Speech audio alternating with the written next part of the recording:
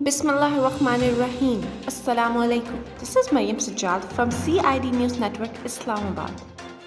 Fazlur Rahman calls Nawaz Sharif and Zardari to firm up movement. As the Pakistan People's Party and Pakistan Muslim League Nawaz, the two major components of PDM, are sticking to their strategies to oust the government.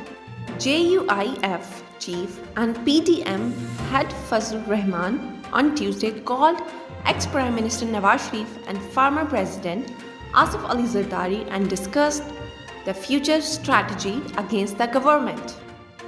UK surpasses 1 lakh COVID deaths in grim new milestone.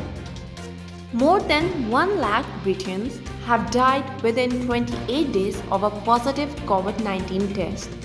Official data showed on Tuesday a grim new milestone as the government battles to speed up vaccination delivery and keep variants of the virus. Biden plans to limit private prisons and transfer of military equipment to police. In Washington, President Joe Biden is poised to issue executive actions as soon as Tuesday, scaling back the use of private prisons and placing new limits on the transfer of military equipment to local law enforcement.